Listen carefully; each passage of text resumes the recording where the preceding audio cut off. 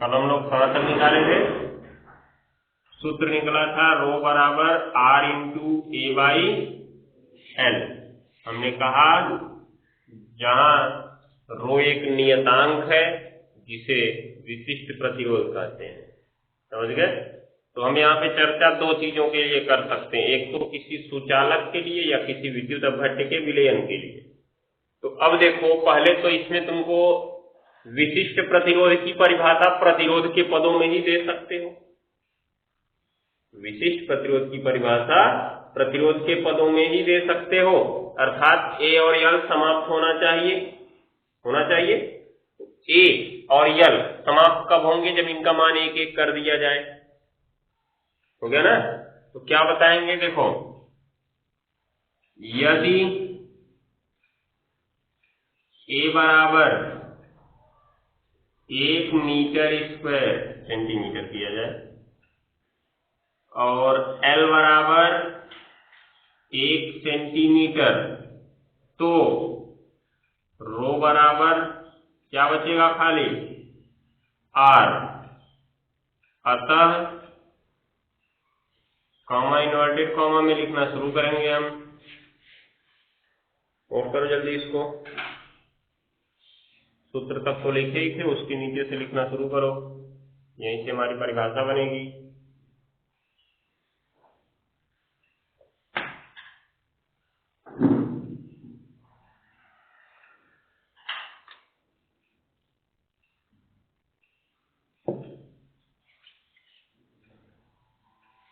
तो क्या लिख लिए?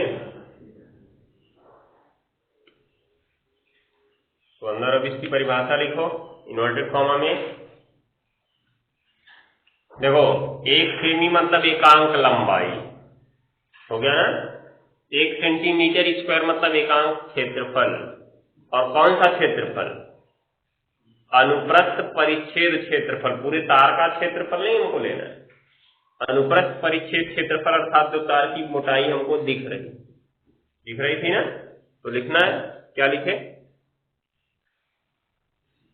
कुछ नहीं लिखे। देखो इसके अंदर परिभाषा, किसी एकांक लंबाई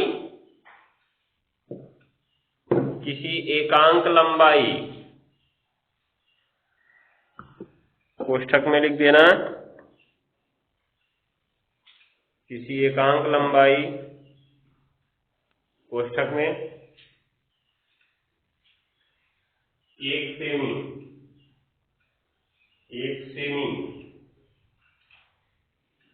तथा एकांक अनुप्रस्थ परिच्छेद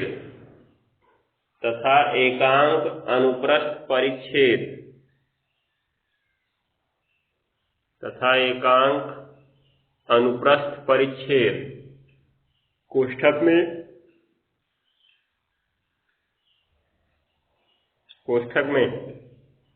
1 सेमी स्क्वायर हो गया वाले सुचालक का प्रतिरोध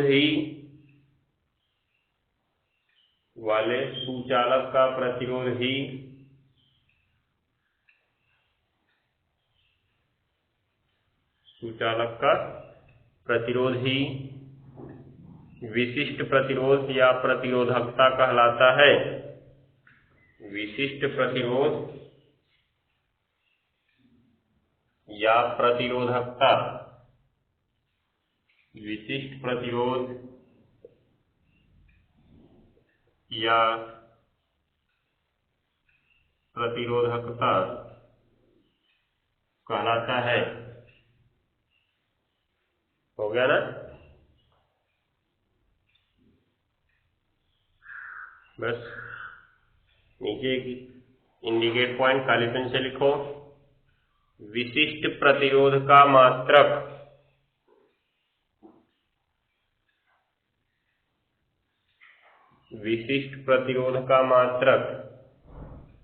अब देखो तो इसका मात्रक कैसे निकलेगा? यहीं से देख लो, रो का मात्रक बराबर, इसमें R into A by L है ना, तो R का मात्रक, उसके बाद गुणा A का मात्रक और बटे किसका मात्रक, L का मात्रक, हो गया ना। तो R का मात्रक क्या होता है, ओम, इसका मात्रक सेंटीमीटर स्क्वायर और इसका मात्रक सेंटीमीटर, एक तो कट जाएगा तो बच जाएगा ओम सेमी। दिखाई दे रहा है। विशिष्ट प्रतिरोध रो का मात्रक क्या होता है, ओम इंटू सेंटीमीटर होता है। निकाल सकते हो या लिख सकते हो या डायरेक्ट ही लिख लो कि विशिष्ट प्रतिरोध का मात्रक ओम सेमी होता है। नहीं निकालना चाहते हो तो डायरेक्ट लिख सकते हो, निकालना चाहते हो तो छाप लो।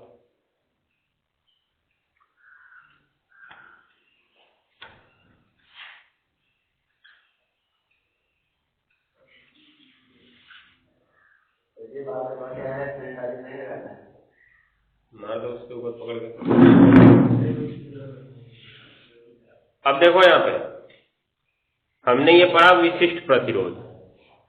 जैसे प्रतिरोध पढ़े तो प्रतिरोध का उल्टा चालकता हुई, वैसे ही विशिष्ट प्रतिरोध का उल्टा विशिष्ट चालकता होगी ना। तो हमको भी यहाँ मुख्य रूप से पढ़ना विशिष्ट चालकता ही था, लेकिन पहले हम विशिष्ट प्रतिरोध नहीं जानते, विशिष्ट चालकता नहीं जानते। ठीक है। अब सबसे पहले हमको क्या जानना है, ये देखो, यहां तो हम विद्युत अपघट्य के विलयन की चर्चा कर रहे हैं। अब विद्युत अपघट्य के विलयन में यहां तो हमने कह दिया सुचालक की लंबाई 1 सेंटीमीटर हो गई और सुचालक का परिच्छेद क्षेत्रफल 1 सेंटीमीटर स्क्वायर हो गया। ठीक है। लेकिन जब विद्युत अपघट्य की चर्चा करेंगे तो उसमें क्या होगा, उसमें किसकी लंबाई मानेंगे। जैसे तार को लेना है तो तार को तुमने ले लिया इतना लंबा ऐसे, लेकिन अगर एक बर्तन में जो हमने विद्युत अपघट्य रखा है इस तरह से और इसमें हमने इलेक्ट्रोड लगाया हुआ है, इसमें तुम किसको बताओगे, अनुप्रस्थ परिच्छेद क्षेत्रफल, और इलेक्ट्रोड या सुचालक की लंबाई, इलेक्ट्रोड की लंबाई नहीं, सुचालक की लंबाई क्या होगी, इसमें कौन कौन किसको देखेंगे हम। ध्यान देना, किसी विद्युत अपघट्य के विलयन के लिए उसकी लंबाई दो इलेक्ट्रोडों के बीच की दूरी को प्रदर्शित करती है। किसको प्रदर्शित करती है, दोनों इलेक्ट्रोडों के बीच की दूरी को। और जो परिच्छेद क्षेत्रफल की बात किया यहां पे ना, वो जो इसका परिच्छेद क्षेत्रफल इस तरह से दिखेगा नहीं, इलेक्ट्रोड भी कुछ मोटा मोटा होगा, तो उसका जो क्षेत्रफल होगा ये परिच्छेद क्षेत्रफल होगा। आया समझ में। ये ध्यान देना, तार का लेते हैं तो तार ही लिए, तार की ही लंबाई देखते हैं, उसी का अनुप्रस्थ परिच्छेद देखते हैं। इसमें इलेक्ट्रोड की लंबाई मत देखने लगना कि इलेक्ट्रोड इतना लंबा लगाएगा, इलेक्ट्रोड इतना लंबा लगाएगा, उससे नहीं मतलब है। अगर दूरी देखनी है तो दोनों इलेक्ट्रोडों के बीच की दूरी देखो। क्यों, क्योंकि इलेक्ट्रोड को कितना भी लंबा लगा लो और तुम इलेक्ट्रोड रख दो 1 किलोमीटर दूर, तो उसके बीच विलयन तो बहुत ज्यादा हो गया ना। और यहाँ पे अवरोध का काम कौन कर रहा है, विलयन कर रहा है ना। तो प्रतिरोधकता निर्भर किस पर कर रही है, विलयन पर निर्भर कर रही है, न कि इलेक्ट्रोड की लंबाई पर निर्भर कर रही है। समझ गए। लेकिन इलेक्ट्रोड की मोटाई पर निर्भर कर रही है, अर्थात उसके परिच्छेद क्षेत्रफल पर निर्भर करेगी। क्यों करेगी, क्योंकि परिच्छेद क्षेत्रफल जितना ही अधिक होगा एक बार में उतने ही आयन वहां पे जा सकते हैं, उतने ज्यादा आयन जा सकते हैं, वहां पे जा सकते नहीं जा सकते।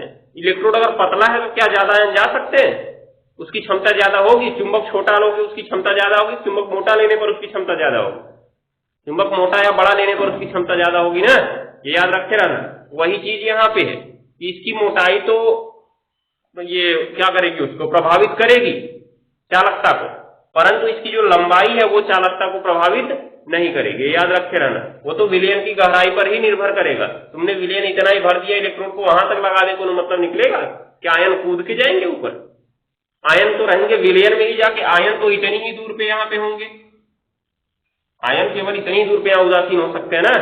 बाहर तुमने कितना भी बड़ा कर दिया कोई फर्क पड़ेगा उसको, नहीं पड़ेगा। इसीलिए लंबाई की चर्चा दोनों इलेक्ट्रोडों के बीच की दूरी से की जाती है, हो जाएगा, और क्षेत्रफल की चर्चा जो इलेक्ट्रोड की मोटाई है उससे की जाती है। ठीक है, तो अगर हमको इसको किसी विद्युत अपघट्य के लिए बताना है, किसके लिए बताना है, विद्युत अपघट्य के लिए, तो क्या कहेंगे, किसी सेल में यल को हमको 1 करना था ना, तो 1 सेंटीमीटर दूरी पर रखे, किसी सेल में 1 सेंटीमीटर दूरी पर रखे एकांक आयतन वाले इलेक्ट्रोडों पर या इलेक्ट्रोडों का प्रतिरोध ही उस सेल का क्या कहलाता है, विशिष्ट प्रतिरोध कहलाता है। सुचालक की जगह अगर हम विलयन करना चाहते हैं या सेल करना चाहते हैं तो क्या करना पड़ेगा, हमें इलेक्ट्रोडों को 1 सेंटीमीटर की दूरी पर रखना पड़ेगा, और जो इलेक्ट्रोड हैं उनको कितना मोटा लेना पड़ेगा, 1 सेंटीमीटर स्क्वायर मोटा लेना पड़ेगा, हो जाएगा ना। तो लिखना शुरू करो, इसमें इसको लिखना चाहो तो इंडिकेट करके लिख लो, ऐसे लिखो, किसी विद्युत अपघट्य के विलयन के लिए, किसी विद्युत अपघट्य के विलयन के लिए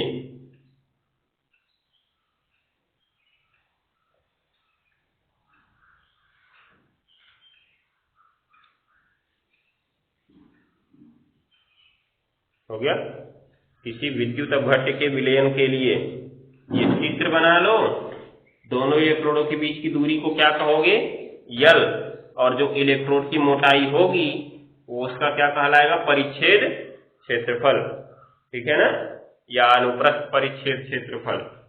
ये तो हमने बैटरी से जोड़ा है, बैटरी का एनोड कैथोड है, बैटरी के एनोड को बड़े सिरे से दिखाते हैं, कैथोड को छोटे सिरे से दिखाते हैं।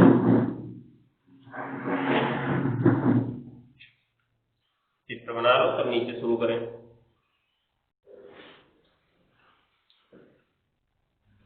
अब नीचे हेडिंग लिखो, नीचे हेडिंग विशिष्ट चालकता, विशिष्ट चालकता, विशिष्ट चालकता, या कोष्ठक में चालकता लिख देना, विशिष्ट चालकता या कोष्ठक में चालकता।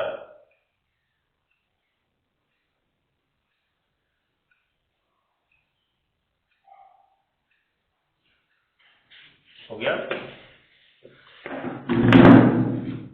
अब देखो,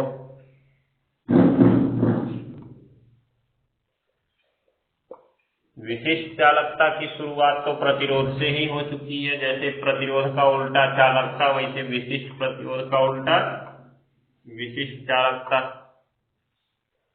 ठीक है। तो लिखेंगे इसको हम,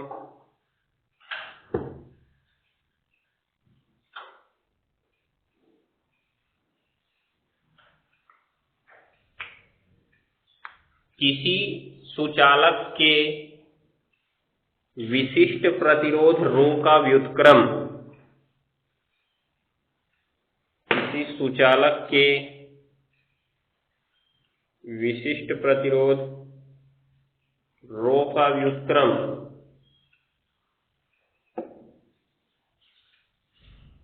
उसकी चालकता कहलाती, विशिष्ट चालकता कहलाती है।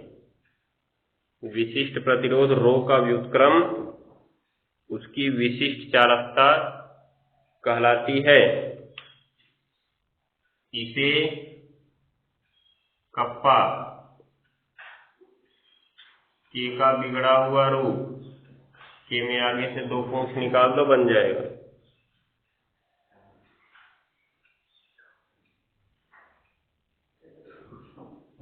हो गया, क्या लिखे, इसे कप्पा के का बिगड़ा हुआ रूप, ये के बनाना है और आगे से पूंछ निकाल दो, से प्रदर्शित करते हैं, से प्रदर्शित करते हैं।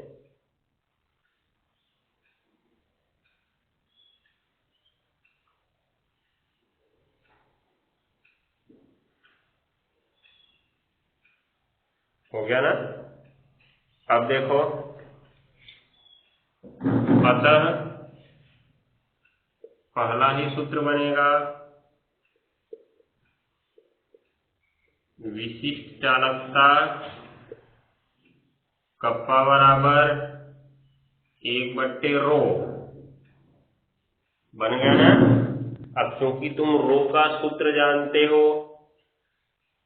तो या इस तरह से इसको लिख सकते हो, कप्पा बराबर 1/ρ का मान R×A/L।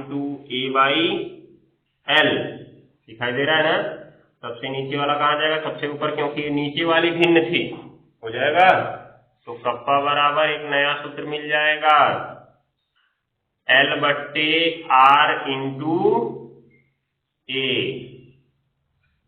मिला ना। लेकिन एक चीज देखो, जब विशिष्ट प्रतिरोध का सूत्र हमने प्रतिरोध के पदों में बनाया तो विशिष्ट चालकता का भी सूत्र चालकता के पदों में बनाएंगे, अर्थात प्रतिरोध को समाप्त करेंगे और उसकी जगह पे क्या लाएंगे, चालकता लाएंगे। तो कहीं इसको ध्यान से देखो तो तुम लिख सकते हो 1/R×L/A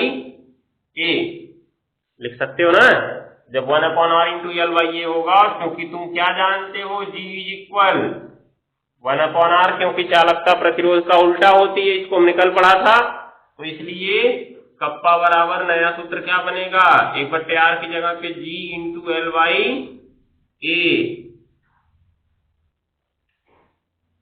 दिख रहा है। ये प्रकार से हमारा फॉर्मूला बन जाएगा, नोट करो। तो इसमें भी वैसे ही सूत्र बनाएंगे। अब परिभाषा, L को मानेंगे 1 और A को भी मानेंगे 1। तो किसी एकांक लंबाई और एकांक अनुप्रस्थ परिच्छेद वाले सुचालक की चालकता ही उसकी क्या कहलाती है, विशिष्ट चालकता कहलाती है। ठीक है ना। लिख सकते हो इसको पहले, तब नीचे शुरू किया जाए। नीचे लिखना सिंगल इंडिकेट करके, यदि L बराबर 1 सेंटीमीटर और A बराबर 1 सेंटीमीटर², तो कप्पा बराबर G, अर्थात जो विशिष्ट चालकता है, चालकता के ही बराबर होगी, परंतु कब होगी, जब L 1 सेंटीमीटर हो और A 1 सेंटीमीटर हो। अर्थात किसी विलयन में 1 सेंटीमीटर दूरी पर रखे, किसी विलयन में 1 सेंटीमीटर दूरी पर रखे और एकांक अनुप्रस्थ परिच्छेद वाले इलेक्ट्रोडों की चालकता ही क्या कहलाएगी, विशिष्ट चालकता कहलाएगी। ये तो परिभाषा विद्युत अपघट्य के लिए हो जाएगी और सुचालक के लिए जो हमने ऊपर वाला बताया वो हो जाएगी।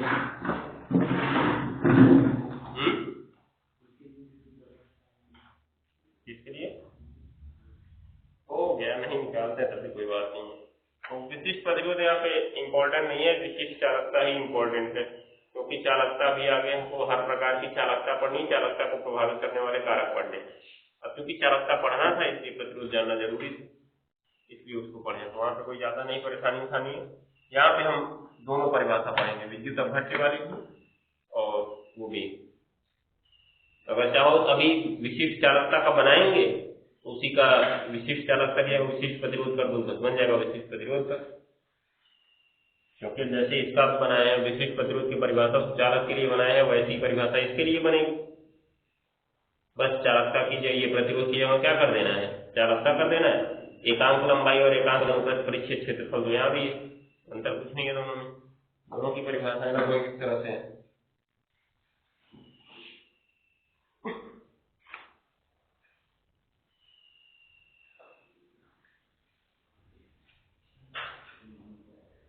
अब इसके नीचे इन्वर्टेड कॉमा में लिखना शुरू करो, परिभाषा इसकी।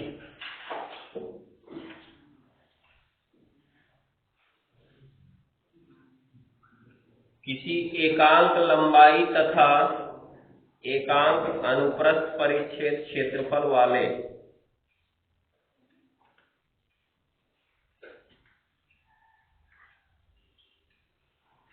किसी एकांक लंबाई तथा एकांक अनुप्रस्थ परिच्छेद क्षेत्रफल वाले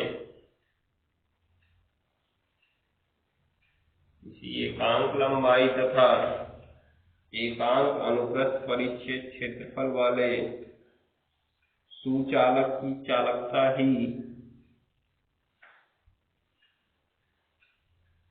अनुप्रस्थ परिच्छेद क्षेत्रफल वाले सुचालक की चालकता ही विशिष्ट चालकता कहलाती है।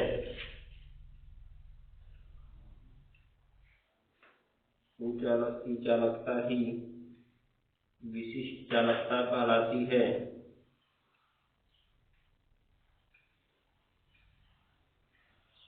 विशिष्ट चालकता कहलाती है।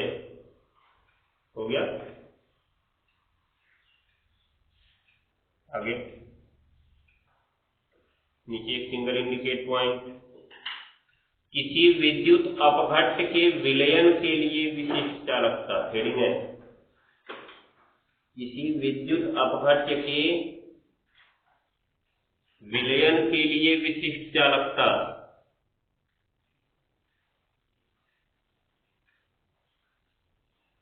किसी विद्युत अपघट्ट के विलयन के लिए विशिष्ट चालकता।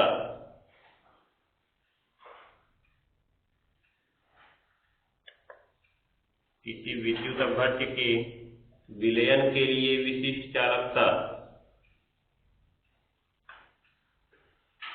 हो गया ना? लिखो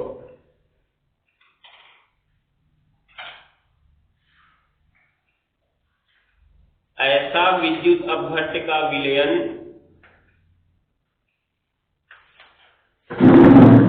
या ऐसे लिखो किसी विद्युत अपघट्ट के विलयन में, ऐसा की जगह लिख दो किसी। हो गया।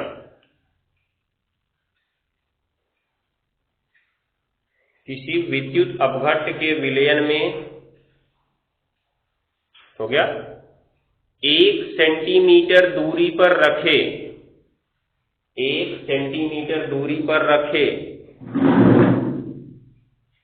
1 सेंटीमीटर दूरी पर रखे एकांक अनुप्रस्थ, 1 सेंटीमीटर दूरी पर रखे एकांक अनुप्रस्थ परिच्छेद क्षेत्रफल।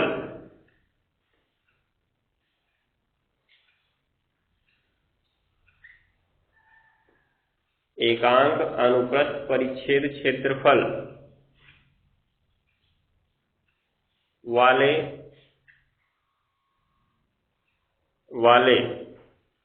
इलेक्ट्रोडों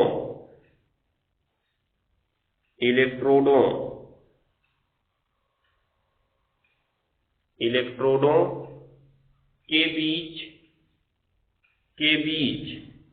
उपस्थित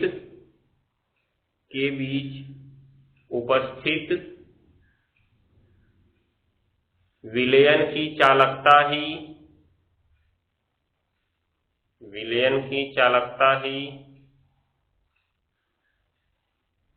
उसकी विशिष्ट चालकता कहलाती है। उसकी विशिष्ट चालकता कहलाती है।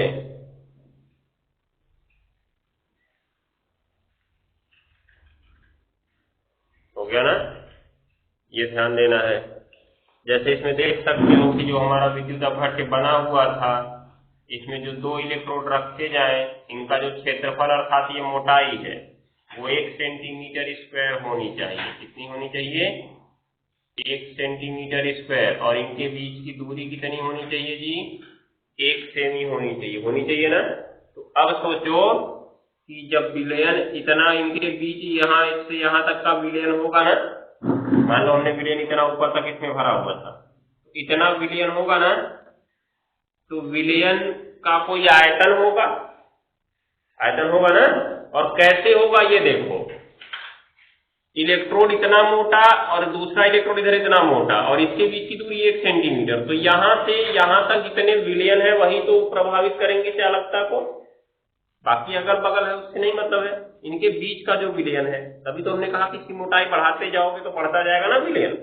ठीक है, जिसके बीच का जो विलयन है उसका आयतन क्या होगा, ये देख सकते हो तुम, यहां से यहां तक का 1 सेंटीमीटर है, देख रहे हो, और जो इलेक्ट्रोड की मोटाई भी है वो भी कितने सेंटीमीटर स्क्वायर है, 1 सेंटीमीटर स्क्वायर है। अब ये प्रकार से तुम्हारा एक घनाभ बन जाएगा, बनेगा कि नहीं बनेगा? ये इस तरह से बन जाएगा ना, विलयन बीच में बनेगा। और विलयन का क्षेत्रफल क्या होता है, ये घनाभ का क्षेत्रफल क्या होता है, लंबाई गुणे चौड़ाई गुणे ऊंचाई, मतलब सब एक एक है तो 1 गुणे 1 गुणे 1, तो 1 हो जाएगा और सेंटीमीटर क्यूब आयतन हो जाएगा, क्योंकि सेमी स्क्वायर में जब इस सेमी का गुणा होगा तो सेंटीमीटर क्यूब हो जाएगा। तो अभी जो इतना बड़ा हमने लिखा है, हम कह दें किसी विद्युत अपघट्य के विलयन में 2 इलेक्ट्रोडों के बीच रखे 1 सेंटीमीटर क्यूब विलयन का चालकता जो होती है उसकी विशिष्ट चालकता कहलाती है। ठीक है, तो अर्थात करके नीचे एक छोटी परिभाषा बना लो। अर्थात किसी विद्युत अपघट्य के, अर्थात किसी विद्युत अपघट्य के 1 सेंटीमीटर क्यूब विलयन की चालकता, किसी विद्युत अपघट्य के 1 सेंटीमीटर क्यूब विलयन की चालकता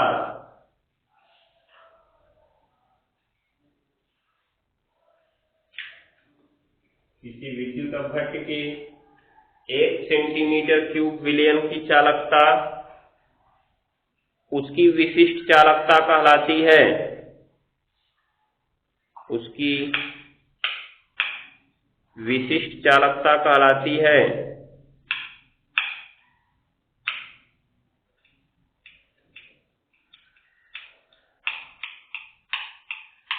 हो गया ना? नीचे लिख लो, एक सिंगल इंडिकेट पॉइंट, विशिष्ट चालकता का मात्रक, विशिष्ट चालकता का मात्रक। हो गया ना? अब देखो तनिक, विशिष्ट चालकता का सूत्र क्या था, 1/ρ था ना, तो 1/ρ का मात्रक क्या होता है, ओम सेमी, यही था ना। एक का तो कोई मतलब नहीं होता है, बट्टे को हम प्रति कहते हैं, तो मात्रा को क्या प्रति ओम सेमी। हो गया ना? या दोनों को ऊपर लेके चले जाए तो ओम पे -1 और सेंटीमीटर पे -1, ओम पे -1 को हम क्या कहते हैं, महो कहते हैं, महो सेंटीमीटर पे -1 हो गया, और क्या कहते हैं उसे, सीमेंस भी कहते हैं, सीमेंस सेंटीमीटर पे -1 हो गया। हो गया ना? तो इतनी परिभाषा या इतने मात्रक इसके बन सकते हैं। तो ये में से कोई भी एक दे के तुमको बहुविकल्पी सवाल में पूछा जा सकता है, या सीधे सीधे मात्रक ही पूछा गया है। ठीक, तो लिखो, क्या लिखे, विशिष्ट चालकता का मात्रक, इसको इंपॉर्टेंट लिख देना, मात्रक जितने सब इनका याद रखो, सूत्र और मात्रक अवश्य याद रखो। ठीक है, तो मात्रक क्या होगा, लिखो, विशिष्ट चालकता का मात्रक प्रति ओम सेमी, प्रति ओम सेमी।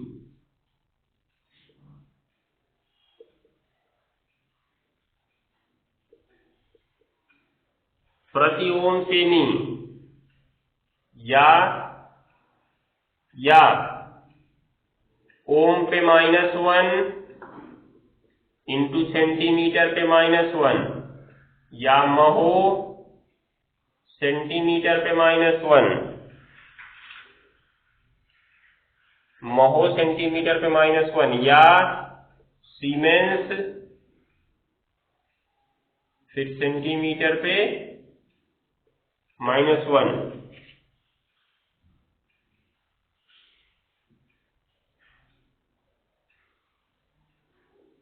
होता है, होता है।